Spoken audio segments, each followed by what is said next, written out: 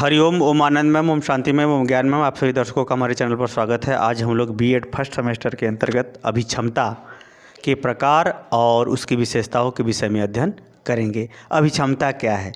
व्यक्ति के अंदर योग्यता की जो सीमा होती है वही उसकी क्या कहलाती है? अभिक्षमता कहलाती है। जैसे जिस कार्य को आप जिस सीमा तक करते हैं उसकी क्षमता आपकी उस सीमा तक कही जाएगी।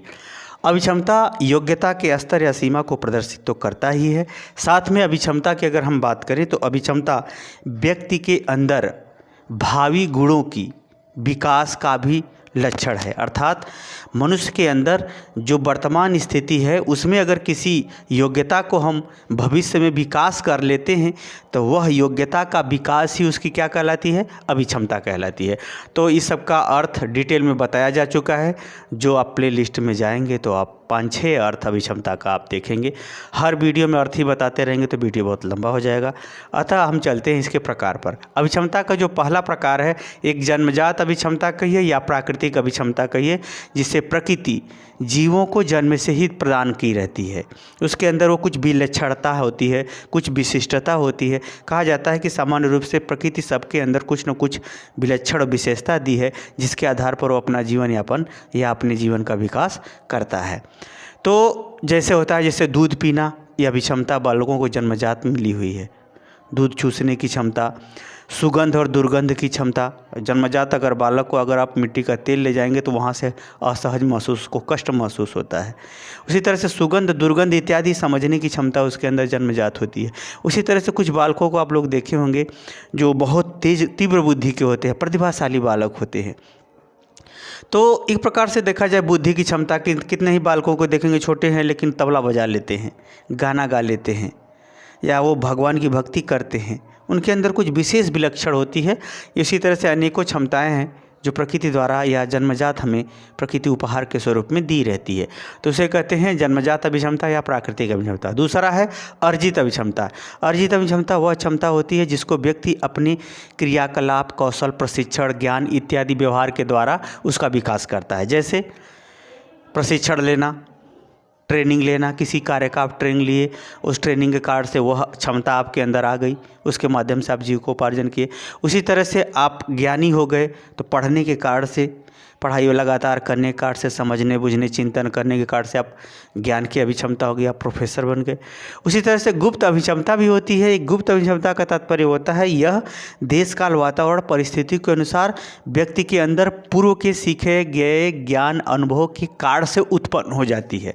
जैसे आप कहीं गए प्रदेश में आप गए, वहाँ पर आपको जो है अगर कोई समस्या आ गई तो वहाँ जो है पूर्व के ज्ञान अनुभव से उस समस्या का आप स्वयं अचानक सूझ के कारण या सोच समझ के कारण आप उसे हल कर देते हो, तो उसे कहते हैं गुप्त अभिक्षमता। जैसे आप एक्सीडेंट हो गया किसी का, उस समय आपको क्या करना चाहिए, आप जो है पूर्व का सोचे हुए समझे हुए एकाएक वहाँ पर अपना बुद्धि लगा देते हो कि नहीं ऐसी परिस्थिति में से हॉस्पिटल ले जाना चाहिए, आरामदायक अवस्था में लाना चाहिए। तो एक प्रकार से गुप्त अभिक्षमता प्रक्रिया के दौरान या कार्य के दौरान या किसी व्यवहार के दौरान किसी समस्या का या किसी समस्या का समाधान हेतु स्वतः ही उत्पन्न होती है। वह हमेशा परिलक्षित नहीं होती, वह देश काल वातावरण परिस्थिति के अनुसार व्यक्ति के सूझ समझ और उत्तम व्यवहार के रूप में परिलक्षित होती है। उसे कहते हैं गुप्त अभिक्षमता। उसी तरह से तीसरी होगी, चौथी अभिक्षमता है भावी अभिक्षमता। भावी अभिक्षमता का मतलब वर्तमान योग्यता का देखते हुए हमने भविष्य अनुमान लगाया कि इसको इस क्षेत्र में आगे जाएगा तो वह जो है आगे वह पूर्ण रूप से विकास कर लेगा या अपने व्यक्तित्व का विकास करते हुए आत्मनिर्भर हो जाएगा। भावी क्षमता वर्तमान गुणों का भविष्य में विकास करते हुए उसके व्यक्तित्व का निर्माण करना या उसके व्यक्तित्व का विकास करना क्या कहलाता है? भावी अभिक्षमता। यानी भविष्य में वह योग्यता नहीं, जैसे कोई गाता बहुत अच्छा है लेकिन गाना गाने में ला जाती है उसे, तो ऐसे व्यक्ति को वर्तमान में तो योग्यता क्षमता है, अब उसे भविष्य में धीरे धीरे प्रोत्साहन देते हुए उसको जो है अगर धीरे धीरे गवाया जाएगा तो भविष्य में चल करके बहुत बड़ा सिंगर हो जाता है। तो उस ऐसी योग्यता को हम क्या कहते हैं, भावी अभिक्षमता। भावी का मतलब भविष्य में, वर्तमान योग्यता का भविष्य में विकास करना ही भावी अभिक्षमता कहलाती है। ये तो रही 4 प्रकार की अभिक्षमता का स्वरूप। अब हम इसकी विशेषता को देखते हैं। विशेषता का तात्पर्य होता है कि अभिक्षमता में क्या विशेष है जो अन्य चीज़ों से वो अलग होती है। अभिक्षमता अमूर्त होती है। अभिक्षमता क्या होती है, अमूर्त। हम उसका व्यवहारिक रूप देखते हैं। वास्तव में अभिक्षमता पहले से दिखाई नहीं देती, वह उसके ज्ञान कौशल व्यवहार में अप्रत्यक्ष रूप से होती है। तो अमूर्त होती है, जिसको हम देख नहीं सकते। अभिक्षमता का जो चीज़ हम लोग देखते हैं वो अभिक्षमता का परिणाम देखते हैं, उसका रिजल्ट देखते हैं। अभिक्षमता जो है आदमी के अंदर शरीर में, ज्ञान में, व्यवहार में, क्रियाकलाप में संचित रहती है और वह उसका हम लोग व्यवहारिक रूप देखते हैं। वास्तव में अभिक्षमता अमूर्त होती है।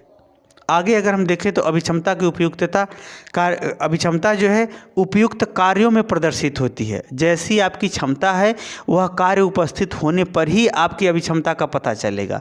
तो उपयुक्त कार्यों के साथ अभिक्षमता प्रदर्शित, जैसे कोई समस्या आई तो चिंतन की शक्ति, तर्क की शक्ति, ज्ञान की शक्ति होगी तो आपके ज्ञान की अभिक्षमता का पता चलेगा। उसी तरह से कोई व्यवहार है, उसमें आप कितने कुशल हैं, कितने जल्दी से आप कर लेते हैं, कितना सही कर लेते हैं, वो आपकी कार्य की अभिक्षमता हो जाएगी। यानी कहने का तात्पर्य है कि अभिक्षमता किसी न किसी कार्य या व्यवहार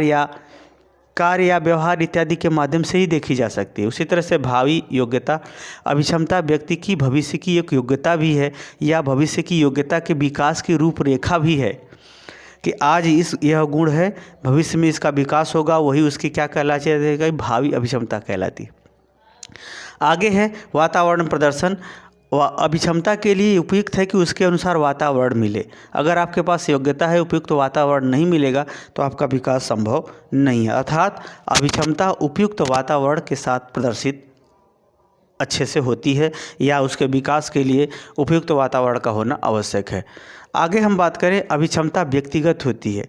हर आदमी अपने आप में कुछ विशेष होता है और प्रकृति हर आदमी को कुछ न कुछ अभिक्षमता या योग्यता उसको विशेष रूप में ही दे के भेजती है।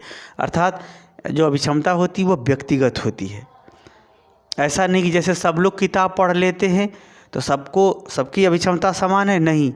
किताब को जब पढ़वाएंगे तो सबके अंदर बोली का अंतर आएगा, स्वर का अंतर आएगा, शब्दों के बीच में उचित शब्दों के उच्चारण में समय का अंतर आएगा, उसके अभिव्यक्ति का अंतर आएगा, उसके जो है टोन का अंतर आएगा, कई प्रकार का। जैसे अर्थात अभिक्षमता जो है व्यक्तिगत होती है, सबका कुछ न कुछ भिन्न होती है।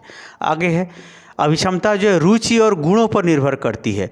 जो जिसमें ज़्यादा रुचि लेगा, अगर वह उसके अंदर गुण उपस्थित है तो अभिक्षमता का विकास तेजी से हो जाता है। अतः अभिक्षमता रुचि और गुणों पर क्या करती है, निर्भर करती है। अगला है अभिक्षमता उपयोगिता में निहित है। अगर आपके पास कोई योग्यता क्षमता है, अगर उसका उपयोग नहीं है तो उसे नहीं जान सकते आप, अन्य समाज जान सकता है।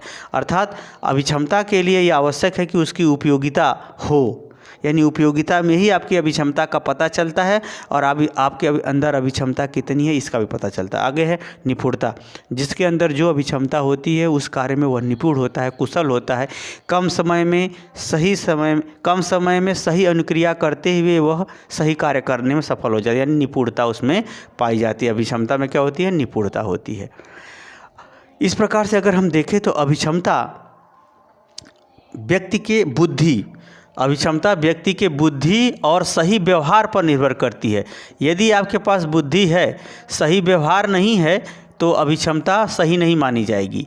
जब आपके अंदर सही बुद्धि हो और उसके संग आप सही व्यवहार करते हो तो अभिक्षमता आपका अच्छी मानी जाती है। अर्थात अभिक्षमता के सही स्वरूप का पता व्यक्ति के बुद्धि और उसके व्यवहार पर निर्भर करती है। जैसे चोर के पास योग्यता ईमानदार से भी अधिक होती है तब वो चोरी कर लेता है। तो इसका अर्थ है नहीं कि वह अभिक्षमता समाज द्वारा अच्छा कहा जाएगा, ऐसा नहीं कहा जाएगा। अर्थात बुद्धि आपके पास जितनी अधिक होगी और सही व्यवहार जितना आप सही करेंगे तो उस कार्य में या उस व्यवहार में आपकी अभिक्षमता अधिक मानी जाएगी। अतः अभिक्षमता का विकास बुद्धि और सही व्यवहार में ही के माध्यम से ही होता रहता है। तो मुझे उम्मीद है कि आप समझ गए होंगे अभिक्षमता के प्रकार को और अभिक्षमता के विशेषता को, और विशेषता और इसका प्रकार आप समझने में सफल हो गए हैं तो कमेंट बॉक्स में ज़रूर बताइए।